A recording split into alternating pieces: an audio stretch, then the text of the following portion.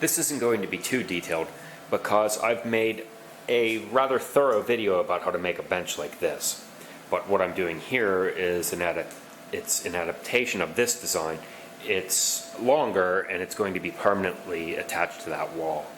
It also has an embedded top on it, and so I'd like to just outline a couple of the differences here in case somebody wants to ask. It starts out with a 2x4 that has a rather simple notch in it, done on the table saw, and this is 2 pieces of 1/2-inch plywood sandwiched together. Easy enough so far. 5/8 of an inch is taken out of the width of the board, and the notch is a little over 1 1/8 inches deep. And the reason for that is because there's a thickness of Formica laminate going on the top, and we don't want that to stick over. The secret to clamping it in place is to put the round part of the pad just tangent to the edge here, and then tighten up until it's where it belongs. And this laminate should not be proud. If anything, we want this rail to be a little bit proud. Next up is this complicated looking joinery. It's really not that bad. You just cut first this board the same length as your plywood. Just to be crystal clear, you want this board to be the same length as the plywood is, except you want it to be 1/8 inch longer, just so that it doesn't fit tight. And now I'll show you how to make this cut. Turning this into this is easy when you're watching a video and you can see this and use it as a reference. But here's what you're going to be looking at in real life. That's a horse of a different color. Not so easy to visualize now, is it? Okay, so baby steps. Go back to where you know you can get to. To describe it conceptually, one piece fills in the spots that the other does not have. So we're going to start from the longest point and then just subtract bits off. This is the longest point, so we're taking this square away. There's a left and a right. We're doing it to both sides, but you have to crawl before you can walk. So just figure out how to do to one and then work on the mirror image after that. As always, we do first what we know we can do without screwing anything up. We know that our notch is going to be here at the seat of the notch. I score this with a knife in real life, but here for clarity I'm using a pencil. We mark with an X that which we want to remove, and now it becomes a lot easier to visualize this as a whole. Next, how far down does it go? Well, the depth in that we're compensating for is this distance from here to here. So we set our square, bring it down. Don't use measurements. Use actual physical distances that you line up and transfer. Add an X to help you visualize, and it starts to look more and more correct as we go. Miter saw first, there's a stop block set up. I'll position it this way and make this cut only to a point. You can do the same on the other side, only to a point. Note that there's a challenge that this is a square cut and the miter saw blade is round, so you might have to adjust it this way so as to not go past this mark. There's a stop block clamped in position. That way all 4 are exactly the same. Now come to the other side and look from here. Remember that round square thing I was talking about? Here is how deep I have to cut. And now I'm going to rotate this just a little bit and keep my fingers behind it so it can't move. And that will be the sweet spot where I cut and get the most square I can be. My eye is only concerned with this horizontal mark so that my cut doesn't go past that. If I do, it will be visible. Repeat this in your head. Slow cuts are smooth cuts. Try to think of it as controlling your feed rate. And if this makes you nervous, you can support the back with a couple of wedges if it just feels wrong to you. The second cut or process involves the bandsaw, and we're going to cut it this way, going in, cutting vertically, and stopping as soon as we get to here.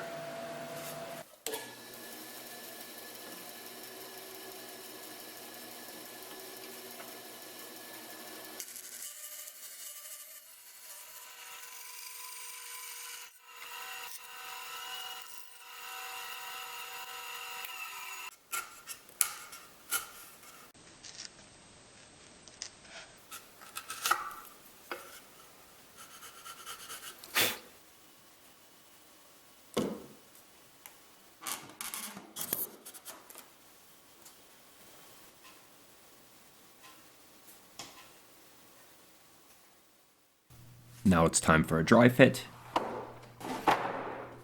And this will reveal to me all the high spots along the track that I can still knock down with a chisel and a sanding block. We want it perfect. Next up, shear pins. These are pretty basic. They're just made out of a 16-penny nail and some mechanics wire. Pound until you hit something hard and it stops. Listen carefully.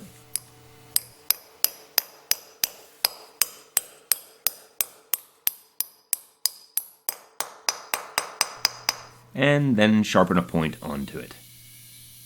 And be super careful while you're working around this. This practice block is also a guard so I don't step on it. Try not to even imagine that. At this point, it's screwed to the wall with drywall screws, just temporarily. That will help the lags to guide in easier later on.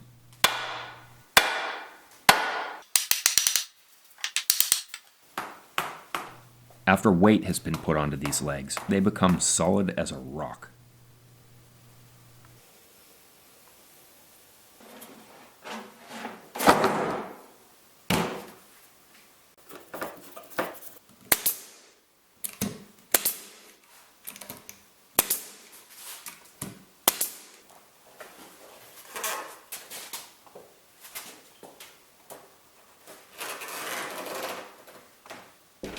Against the wall, against the wall. And go. Okay? Hold still. Press here. It can't fall away, and I'll start attaching it. Great.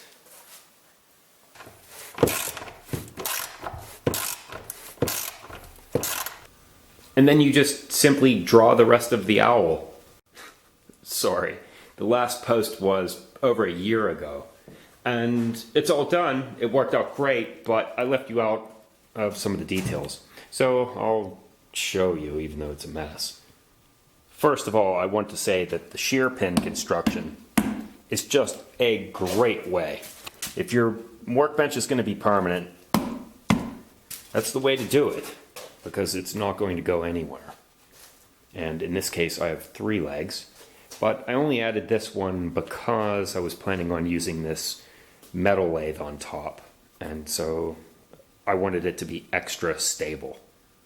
There's also a little bit of extra reinforcement underneath, which I'll show you in a bit, and here's how the top worked out.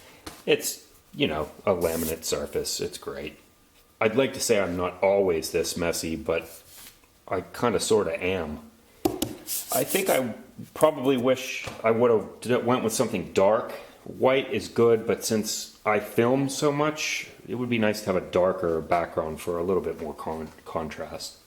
Not like it really matters, because this is just a catch-all. It's horizontal space, and so it catches things that don't really end up on video anyways. The granite work surface now finally has a permanent home, and I would like to say that I use it to build on, but really it just ends up holding a broken drill for 2 months straight. I'll have you know that I'm trying to improve, though. I would like to make a drawer for right here for all the pieces that go along with the lathe, because really, it's just sinful that they're covered in dust like that. Well, let's take a look underneath. I painted it with one coat of white, probably just a primer, and that's only for, you know, to make it a little more reflective, to get some more light under there. And here's the thing that I did to support in the middle. I don't think that straight up and down support is necessarily necessary, but as I said, I wanted to be able to have a tank parked on it if necessary. And on the front side, sort of the same thing. That makes it nice and strong. When you can fasten the workbench to the ground and to the wall, it really makes it a lot easier because, well, it's leaning on something else and it's gaining strength from the thing it's leaning on.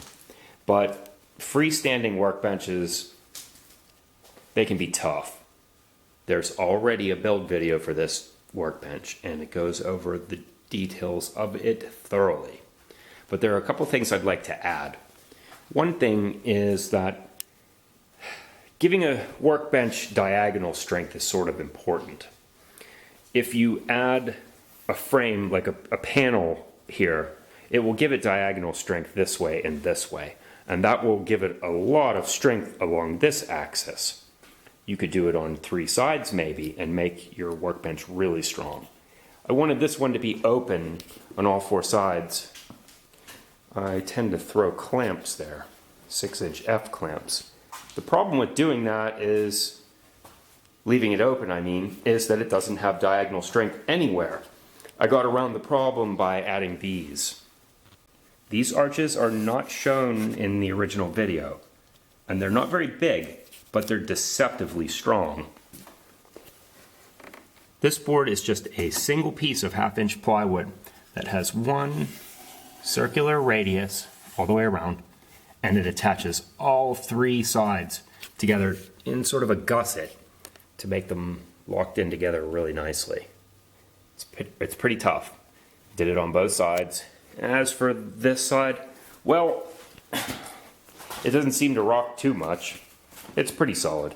If it were to bother me, I would probably add something similar arches on these too, but this one's tough enough as it is.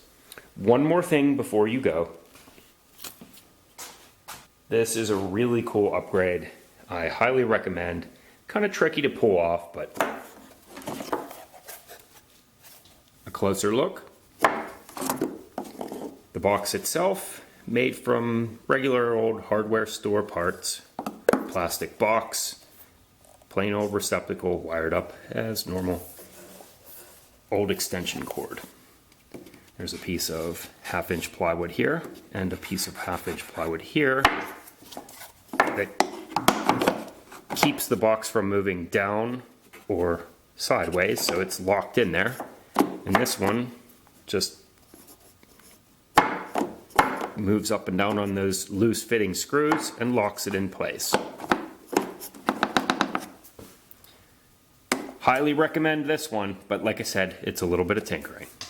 Okay, hope this was good for you. See you later.